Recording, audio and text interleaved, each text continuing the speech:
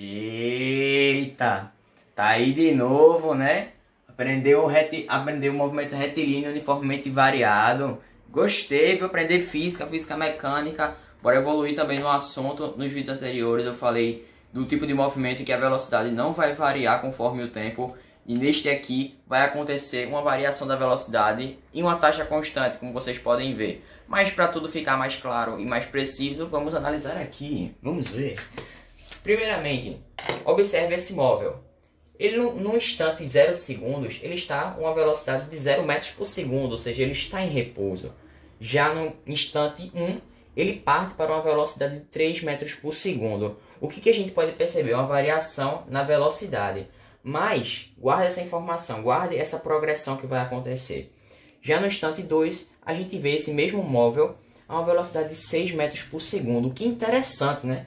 A gente pode perceber uma variação da velocidade a uma taxa constante. O que promove essa variação da velocidade é justamente a aceleração. E a aceleração, a gente vai ver que vai ser uma grandeza muito intrínseca à força resultante. Mas isso numa aula de dinâmica, uma parte mais focada para essa causa do movimento. Então é a aceleração que vai causar essa variação da velocidade. Mas a gente também pode perceber que como existe uma progressão bem direitinha, essa variação da velocidade é uma taxa constante, beleza? Como a gente pode perceber aqui, ó, qual é a taxa? 3 metros por segundo ao quadrado, ou seja, ela aumenta 3 metros por segundo a cada segundo, beleza? Por isso 3 metros por segundo ao quadrado. Beleza? E a gente também pode perceber que essa aceleração é constante, porque se ela não fosse constante, não existiria essa progressão. Além disso, essa aceleração é diferente de zero. Porque se fosse igual a zero, não modificaria a velocidade. Beleza? Outra coisa muito interessante. Avaliar o tipo de movimento que existe neste conjunto de situações que chamaremos de movimento retilíneo uniformemente variado. E a gente pode perceber analisando aqui, beleza?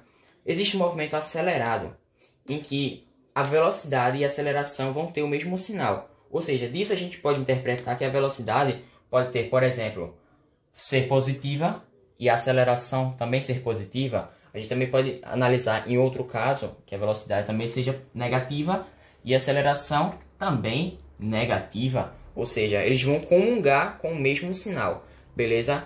Já no movimento retardado é totalmente diferente, beleza? Os sinais vão ser opostos. O que a gente posso inferir disso?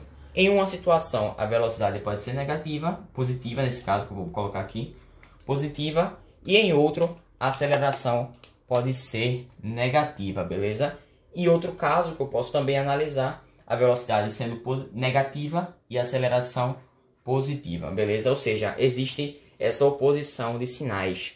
Além disso, vale ressaltar também que neste tipo de movimento, o móvel vai varrer uma distâncias diferentes em intervalos de tempos iguais, beleza? Isso é preciosíssimo você ter isso anotado, ter isso em mente, beleza? O móvel vai varrer distâncias diferentes em iguais intervalos de tempo, beleza? Agora vamos analisar a parte mais matemática do caso, que é justamente as equações, em que a gente vai ver agora, beleza? Temos a primeira equação, que mostra a aceleração média, justamente. Ele vai relacionar aqui a aceleração vai ser igual à variação da velocidade dividido pelo intervalo de tempo. Essa variação da velocidade, como eu lhe falei, acontece em uma taxa constante.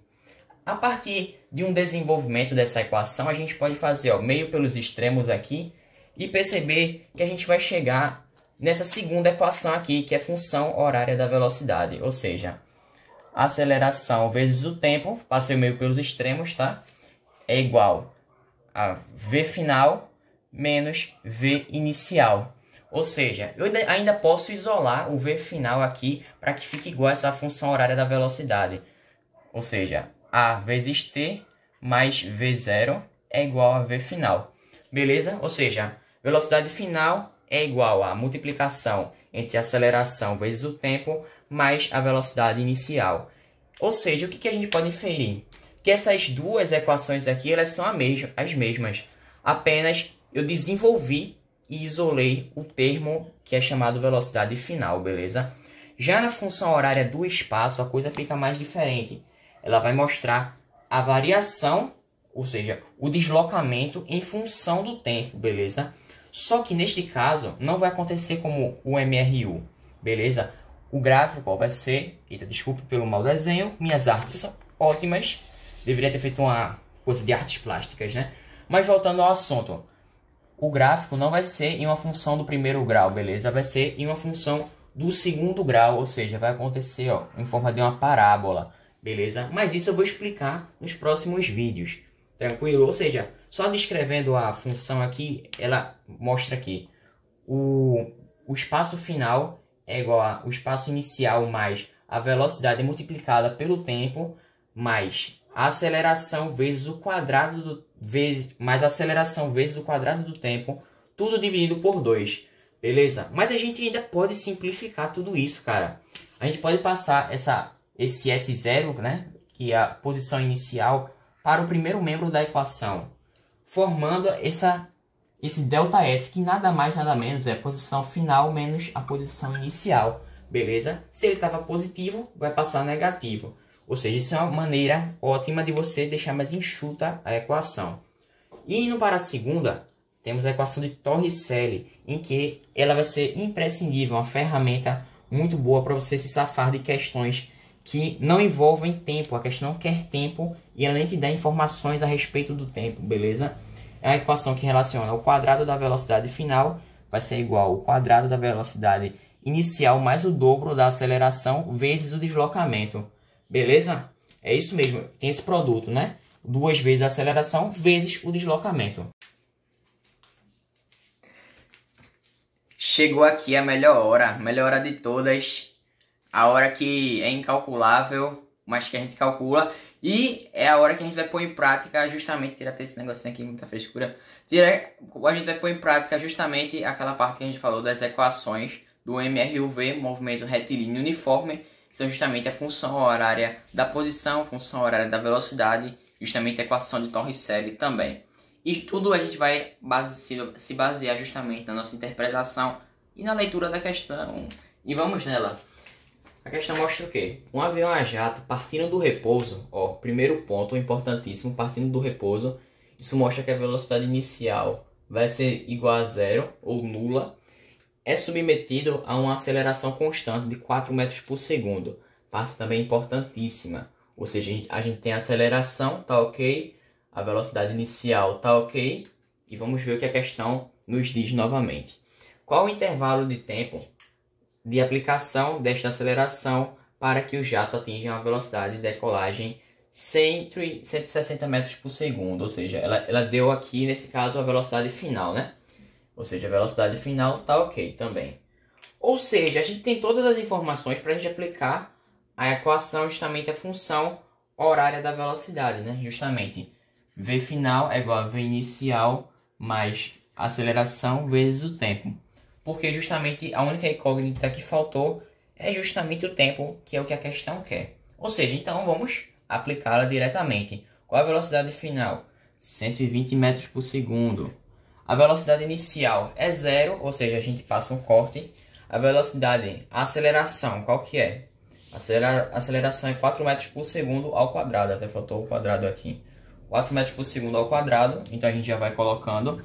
E o tempo, a gente não sabe, é o que a questão justamente quer. Ou seja, a gente vai colocar como sendo uma incógnita em que a gente achará o resultado. Ou seja, passando esse 4 aqui, dividindo, iremos achar que o tempo será de 40 segundos. Ou seja, já temos algumas informações que eliminam algumas questões, algumas alternativas aqui. Ou seja, no caso, vai eliminar a letra A, já vai estar errada. A letra B, porque ela mostra que o tempo é de 20 segundos. E da mesma forma, a letra C, que também mostra que o tempo é 20 segundos, nos restando apenas letra E ou letra D. Beleza? Agora qual é o impasse? A gente tem que achar qual é o deslocamento, a distância percorrida até a decolagem. O que a gente pode utilizar? Sorvetão. Qual que é o sorvetão? S é igual a S0 mais velocidade inicial vezes o tempo mais aceleração vezes o tempo ao quadrado sobre 2. Beleza? Ou seja, aqui no final tem a multiplicação, aceleração vezes o tempo ao quadrado sobre 2.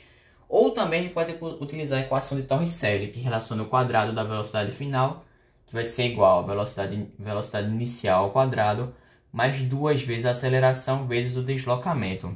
Mas, por via de regra, eu vou utilizar a mais simples, no caso, a equação de Torricelli, em que a gente vai fazer da mesma forma, a gente vai substituir e encontrar a única incógnita que está a ser pedida. Ou seja, qual é a velocidade final novamente? 160 ao quadrado é igual à velocidade inicial, a gente vai cortar porque é 0, mais 2 vezes a aceleração, que é 4, vezes o deslocamento. E aqui, pô, qual é o macete da gente fazer 160 ao quadrado? A gente vai pegar, ó, justamente o quadrado de 16, ou seja, a gente vai pegar 16 ao quadrado, que no caso, 16 ao quadrado, eita, escrevi erradinho, 16 ao quadrado vai ser 256, e como a gente tem um zero no final, e o número como um todo está ao quadrado, a gente vai acrescentar 2 zeros logo após desse 256. Isso é uma maneira mais simples da gente fazer essa conta que em teoria seria muito grande. Ou seja, 256 mais 2 zeros, ou seja, vai ficando 25.600. E tudo aqui vai ficar 4 vezes 2, né? Vai ficar 8 vezes o deslocamento.